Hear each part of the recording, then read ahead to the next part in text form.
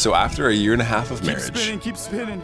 I've been able to witness firsthand how God has blessed and protected my wife and I in so many incredible ways. However, at the same time, I've seen how easy it is for the devil to get in between both of us. Whether it's the trust or intimacy or love that we have built with each other, Satan really knows how to mess things up. And his favorite tool to do so is social media. My name is Steven, and this is Betsy, my wife. We dated in college. We got married shortly after we graduated. Will you marry me? We were young and we were broke, but that didn't stop us. We learned a lot of hard lessons quickly, but by God's grace, we made it through. And I can say 10,000% that God has blessed our marriage and that Betsy is my best friend. This video is intended for married people, but if you're single or dating or looking to date someone, it's honestly even better. It can act as a roadmap and is great advice that I wish someone would have told me before I started dating anybody. Let's see if we can give this Olympic dog his highlight reel. All right, Chester, let's go, baby. Come on. Come here. Hey. Oh, was that on camera? I don't think it was on camera. We gotta go one more time. You gotta get some separation. There we go. Oh, did we get that on camera? I think we did, Chester. So in college, before Betsy and I started dating, to call what I was doing dating around or talking to a lot of people would be way too nice. I was a douchebag. I was super insecure. I would wake up, check Tinder, check Hinge, Bumble, whatever I had, scroll Instagram, flirt with anybody that breathed, anyone that was online. I was talking to probably 20 girls at once, whether it was Instagram, Tinder, Snapchat, Hinge, whatever. It was on rotation. I remember there was a point where I was working at Target, and during my breaks, I would literally just create a Tinder account, see how many matches I could get, delete it, reset it just to find new matches.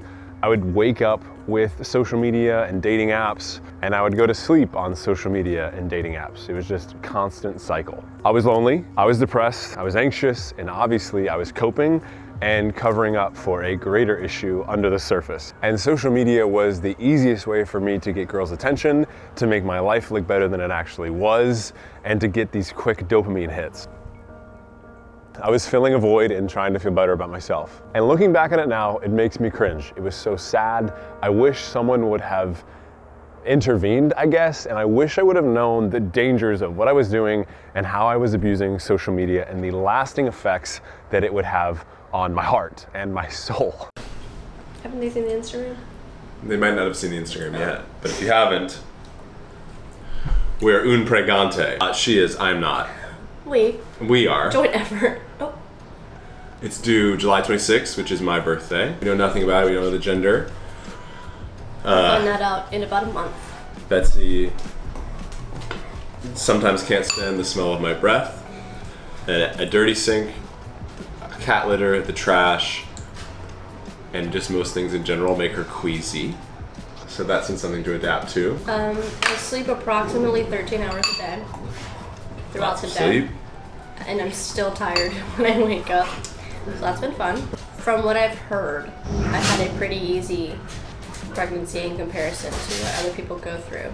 But I definitely am over it at this point. Once we get out of the first trimester, which is next week, that things will be looking brighter. Especially Steve. He's been a single father. A single father who works 2 jobs. For a long time. No, it's been fun. But when she can't stand the smell of the dishes become my primary gig. It's been a lot of dishes, but that's been fun. She ran before we made the official announcement, she ran a 5K and almost died. But hopefully it's not twins. Hopefully it's just the one, and hopefully it's a boy. So we would be fine with a girl. But we would love on either one. But love a boy more, maybe. No. So Betsy's family has a bunch of girls in it, and this would be the only boy on her side, and this would be the first grandchild on my side. So there's a lot weighing on this. Fetus? This here fetus.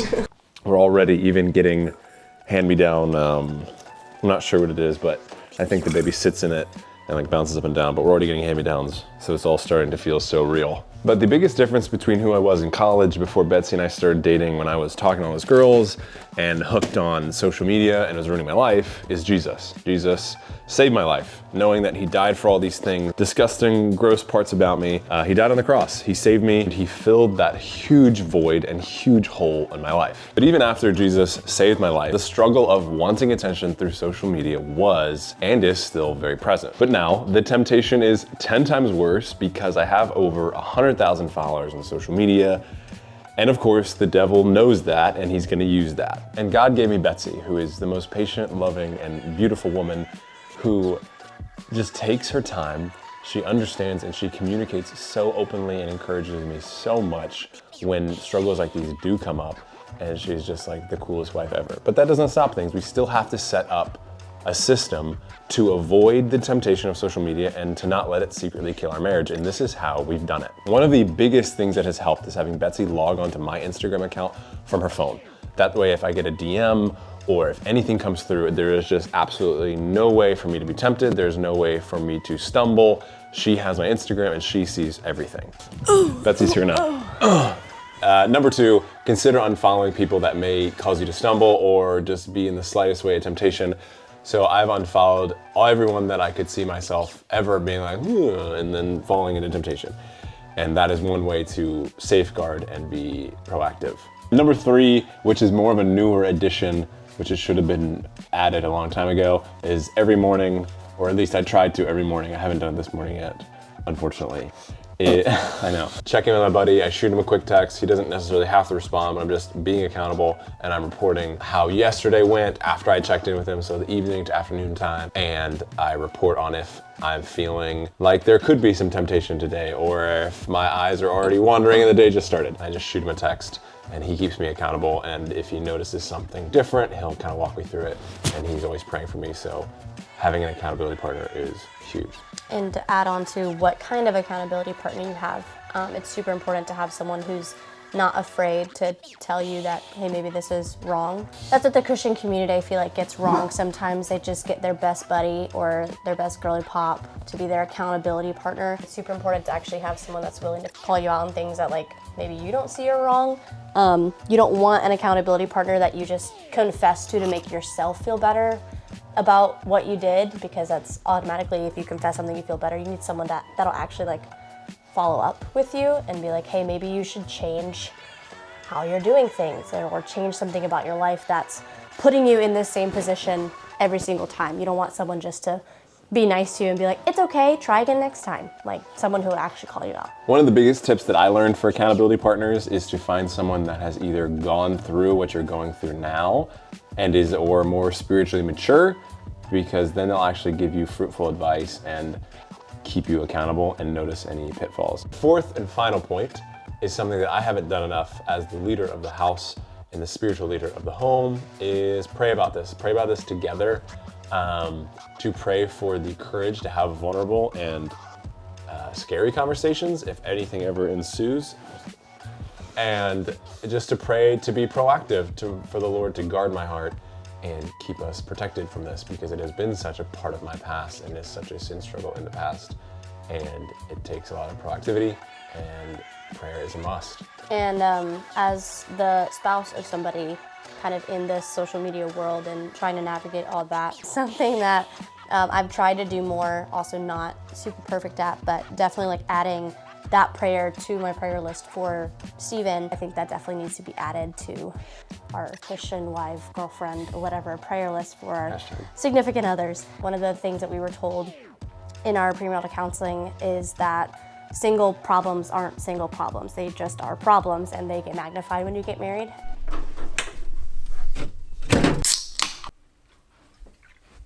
I just woke up from a nap, and I had this sudden urge to hit chest and shoulders.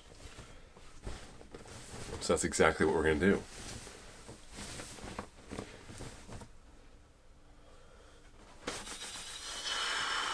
I've been wearing this same hat this whole video. It's my new favorite hat. I got it for Christmas. It's a Bucks, Tampa Bay Bucks hat. So comfortable, but I sweat so much when I work out, so I'm sure I'm going to ruin the hat. But I'm just going to have to be diligent with cleaning it, I guess. But, you know, we do what we can. I'm in somebody's space, apparently.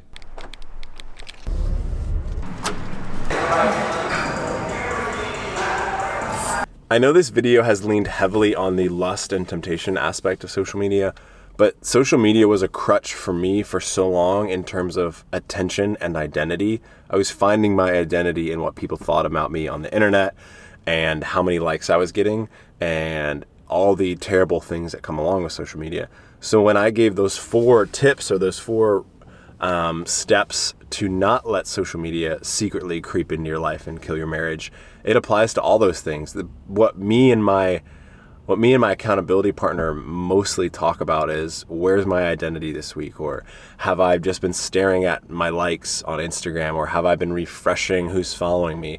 It's not necessarily just on the lust and temptation aspect. It's on all these things. The devil can use social media to bring out the worst in you, or you can let the Lord bring out the best in you through social media. It's just a tightrope that we all have to walk. And it can be such a good bridge, and it can be such a bad bridge. Like for me, it's very easily a bad bridge. It can bring out those past sinful ways in myself.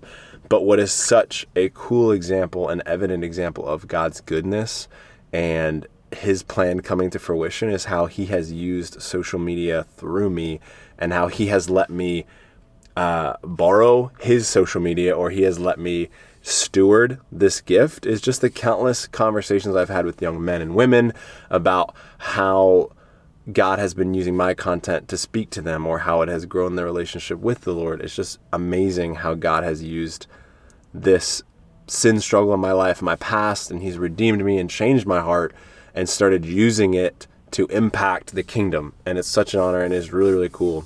I was going to do this portion of the video as a voiceover to make it more cinematic and match the intro, but I'm just going to talk to you face to face and just say that social media is an amazing tool. It can be a good bridge. It can be a bad bridge. It can be an awesome resource for Christian couples or for Christian single people or dating. It can be an encouragement. You can encourage others, but it can also be a detriment. When the devil tries to pull and twist social media, let the Lord pull you closer to him and just use it for him. Be an example. Shine the light of Christ in your life. And social media can be sweet, man. It can be such a cool way that we can show Jesus to others. And I really appreciate you watching the video. Also, if this video hit home for you, consider liking it and sharing it with someone that you think may resonate with it. If you're looking for a place to dive into topics like this further, I'm launching an online community called The Forge on January 1st. It's gonna be an online space where we get to talk about things like this video, like fitness and faith and how they coincide, and how to honor the Lord in our fitness and our social media goals, and how to grow a platform that honors the Lord. It'll just be a really cool space where we share resources. I host live calls, we all talk, and we just grow together. We share wins, we share losses, and I'm just so excited for it, and I've always wanted to do something like this. So if that interests you, check out the description. It'll be launching January 1st.